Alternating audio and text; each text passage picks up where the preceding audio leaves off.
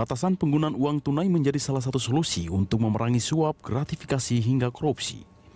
Sementara itu, Pusat Pelaporan dan Analisis Transaksi Keuangan (PPATK) menjadi pionir dalam pembatasan transaksi tunai itu. PPATK saat ini tengah melakukan monitoring atau pengawasan terhadap praktik pencucian uang. Ada 1,3 juta pejabat negara serta politikus dan keluarganya yang transaksi keuangannya diawasi.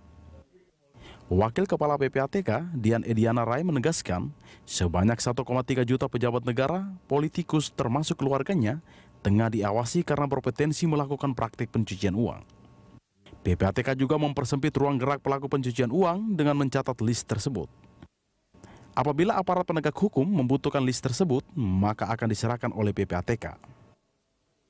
Sejauh ini, tindak pidana pencucian uang atau TPPU belum memberikan efek jera bagi para pelaku.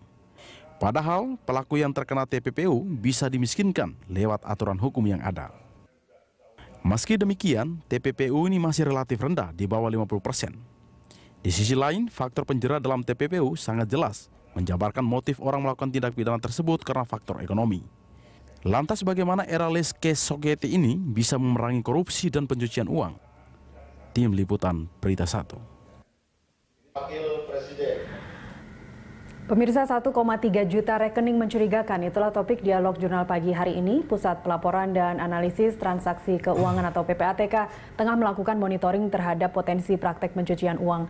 Ada 1,3 juta pejabat negara, politikus dan juga keluarganya terindikasi melakukan transaksi keuangan. Untuk membahasnya sudah hadir di studio Kepala Pusat Pelaporan dan Analisis Transaksi Keuangan PPATK periode 2002-2011. Pak Yunus Hussein, benar ya Pak, 2002-2011? Benar, 2002-2011, 9 Selama tahun. ini paling lama itu. Kenapa? Paling lama. Pengalamannya juga paling banyak. Pak, mekanisme pengawasan terhadap transaksi-transaksi mencurigakan zaman periode Bapak sampai saat ini, apakah ada perubahan yang signifikan? Jadi sebenarnya metode pengawasan ya, termasuk pencegahan itu dimulai dari awal sejak orang buka rekening. Ada namanya customer due diligence ya. Diminta informasi, apalagi dia politically exposed person ya. Politisi-politisi biasa lebih banyak informasinya. Bank harus verifikasi, kemudian harus ngecek, memantau transaksi dan rekening dan melaporkan kalau ada transaksi mencurigakan ke PPATK. Nah, PPATK bisa juga memeriksa ya, dalam pengawasan memeriksa penyedia jasa keuangan yang melaporkan itu. Nah, dari pemeriksaan atau laporan yang masuk, kalau memang ada indikasi misalnya terkait dengan kasus yang ada atau menyangkut politically exposed person ya, tokoh-tokoh ataupun jumlahnya besar, bisa didalami gitu. Dilihat apakah ada indikasi tidak pidana di situ gitu. Dan jadi jumlahnya semakin mendekati pilkada atau semakin mendekati pemilu selalu naik signifikan? Kecenderungan dari pemilu ke pemilu, setahu saya itu, saya 2 pemilu ya naik. Tadi saya lihat angkanya juga ya. 1,3 juta? Ya itu bukan rekening, transaksi saya kira ya. Karena satu transaksi, satu rekening itu bisa melahirkan beberapa inilah ya. Beberapa kali dipakai dalam transaksi-transaksi. Oh, itu jumlah transaksinya? Saya kira itu transaksi, karena yang dilaporkan bukan rekening, yang dilaporkan terutama transaksi. Ya, tapi kan bukankah misalnya tadi ketika seorang politisi kemudian transaksinya mencurigakan, itu kan tidak hanya politisinya saja atau akun politisinya saja, tapi juga keluarganya atau mungkin perusahaannya, apalagi kalau perusahaan itu akhirnya terbukti fiktif, menantunya, selalu seperti itu. Tapi angka 1,3 ini artinya sebenarnya bukan dari nomor akun. Ya, itu akan ada rekeningnya dari laporan transaksi itu, akan dilihat kaitan satu sama lain. Karena PPATK pakai software menganalisis itu ya, jadi akan kelihatan linknya. Ada dulu namanya visual link atau software yang lain untuk mendalami transaksi itu, kaitan dengan siapa, di mana, berapa besarnya, kapan, itu ada semua. Jadi akan kelihatan seperti jaring laba-laba bahwa transaksi ini terkait kemana-mana gitu. Monitoring itu biasanya selama berapa lama Pak? Monitoringnya setiap saat gitu. Kalau analisnya tiap hari bekerja dengan software itu tiap hari ya. Dalam ada 2 kali, dia 2 macam, melihat tiap hari dalam mereka mengindikasikan kemudian tindak pidana. Atau kalau 6 bulan sekali dia melahirkan yang namanya strategic analisis, melihat tren-tren, modus-modus yang baru. Tapi untuk identifikasi pidana tiap hari. Ya. Yang dimaksud mencurigakan itu apakah kaitannya hanya jumlahnya saja yang besar? Bisa jumlah yang besar menyimpang dari profil. Jadi mencurigakan pertama, kalau transaksi itu menyimpang dari pola kebiasaan, profil atau karakter dari si nasabah. Yang kedua, kalau transaksi itu diduga merupakan hasil tindak pidana. Kemudian yang ketiga, ada transaksi-transaksi yang seringkali di-split, dipecah-pecah untuk menghindari pelaporan. Itu juga bisa dianggap curigaan. Dan yang keempat, kalau diminta oleh PPATK. Atau bisa juga kalau anggota misalnya politisi itu memberikan identitas palsu atau keterangannya tidak diyakini benar oleh bank ya, menurut pasal 22 bisa juga dianggap mencurigakan. Nah, jadi ada 6 kriterianya di pasal 1 angka 5 dan pasal 22 Undang-Undang 8 2010. Ketika Pak Yunus menjabat sebagai Kepala PPATK waktu itu belum ada fintech Pak ya? Belum ada pinjaman peer-to-peer lain? Fintech belum sekuat sekarang ya, masih belum sebaik sekarang ya, belum seberkembang sekarang.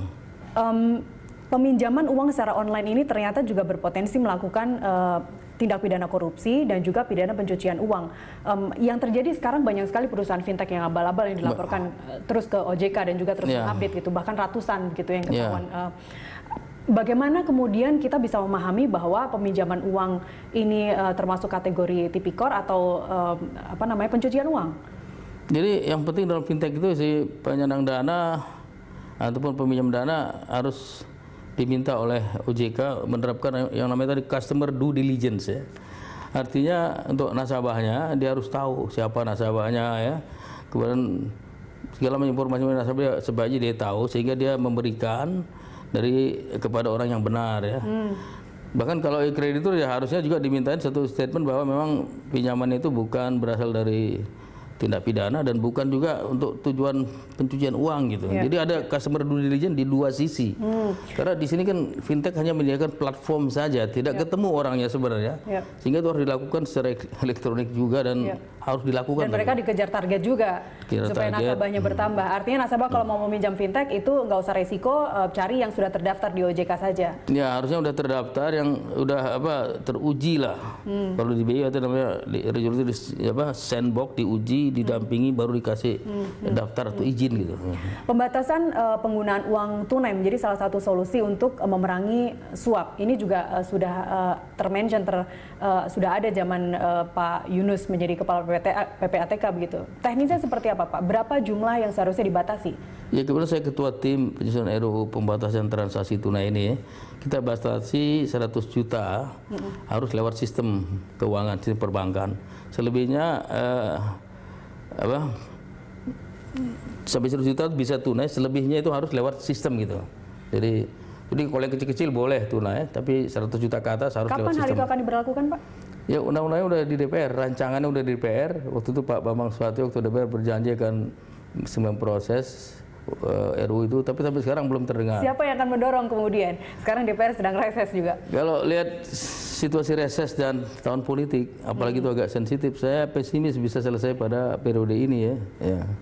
Jangankan periode ini, kita kan butuhnya April nih, nanti 17 April. Sementara kan sekarang sudah sangat masif terjadi penarikan uang kertas ini. Ya nggak bakal selesai kalau sampai April. Sampai dengan selesainya pemerintah ini pun saya tidak optimis selesai ya. Karena butuh waktu untuk membahas, apalagi ini sensitif akan mengenai mereka, jadi mereka akan tidak mudah meluruskannya. Pilkada serentak kemarin tahun 2018 Pak Yunus, PPATK menemukan transaksi uang tunai itu sangat signifikan dengan 1092 laporan. Tanggapan Anda? Ya memang di Indonesia sebenarnya tadi saya cerita cuci uang itu pertama berasal dari narkotik, korupsi dan tindak pidana perpajakan. Menjelang pemilu biasa selalu meningkat. Meningkat bisa dari korupsinya ya, atau pidana lain, misalnya banyak kredit macet, ada bank yang dibobol, ada pidana lain. Karena uang itu sangat penting peranannya dalam memenangkan pemilu masing-masing orang itu. Karena di Indonesia money politik masih cukup tinggi, sementara bantuan pemerintah tidak besar, calon pun belum tentu punya uang banyak. Ya dia cari dengan berbagai cara tadi, termasuk cara-cara yang tidak sah tadi. Gitu. Sementara janjinya muluk-muluk semua. Janji biasa, janji itu bagus-bagus, tapi nanti setelah selesai biasa ingkar janji. Prinsip follow the money seperti apa Pak Yunus selama ini diterapkan? Jadi follow the money itu sebenarnya ada pidana, misalnya dari korupsi ada hasilnya. Nah dalam rangka memberantas korupsi tadi bukan hanya orangnya yang dihukum secara fisik, tapi hasil kejahatannya dikejar. Itu disebut follow the money, dirampas untuk negara karena negara dirugikan dan dia tidak berhak untuk menikmati hasil korupsi itu. Jadi ada orang sering bilang memiskinkan, sebenarnya sih bukan memiskinkan, merampas hasil kejahatan yang di tangan mereka supaya negara tidak rugi. Itu beda dengan unsur memiskinkan? Beda, karena ada juga koruptor yang sudah kaya dari awal gitu. Yang negara boleh rampas adalah hasil kejahatan korupsi saja. Kalau bukan hasil kejahatan, misalnya dari warisan dia, negara nggak bisa rampas. Dia kalau sudah kaya tetap kaya bisa, tapi yang dirampas hasil kejahatannya saja. Ya. Selama ini kan kita juga dengar bahwa menurut catatan ICW 2017 rata-rata koruptor hanya dijatuhi pidana 2 tahun 1 bulan, dan mirisnya ketika mereka berada di penjara mereka masih bisa mengendalikan lapas. Kemudian keluarganya juga masih menikmati kehidupan yang sangat mewah begitu. Selama Bapak sekali lagi waktu menjabat dulu sebagai Kepala PPATK, ada berapa banyak koruptor yang kemudian bukan dimiskinkan tapi mengganti uang denda yang lebih besar begitu? Ya cukup banyak sebenarnya. Kebetulan saya banyak menjadi ahli dalam kasus-kasus terutama yang ditangani oleh KPK ya. Udah puluhan kasus ya. Kebanyakan dendanya besar sekali ya.